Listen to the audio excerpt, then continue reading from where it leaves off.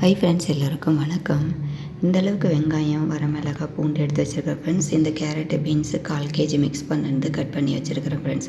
அடுப்பத்தை வச்சுக்கிட்டு ஒரு வானலில் தேவையான அளவுக்கு எண்ணெய் சேர்த்துட்டு கடுகு, கடலப்பருப்பு, உளுத்தம் பருப்பு 1 by 1 போட்டு வதக்கிக்கிட்டேன் ஃப்ரெண்ட்ஸ்.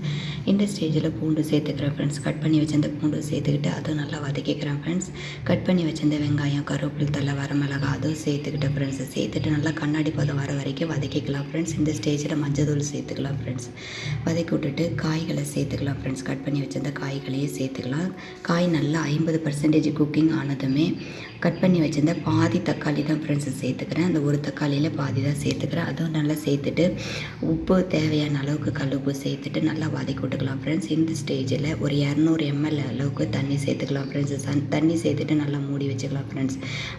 இந்த தண்ணி வந்து 90% குக்கிங் ஆனதுமே கரம் மசாலா தூளும் மிளகாத்தூளும் 1 ஸ்பூன் சேர்த்து நல்லா வதக்கி விட்டு ட்ரை ஆன உடனே இறக்கி வடித்து வச்சிருந்த சாதத்தை மிக்ஸ் பண்ணோன்னா நமக்கு சூப்பரான லஞ்ச் ரெடி ஃப்ரெண்ட்ஸ். தேங்க்யூ.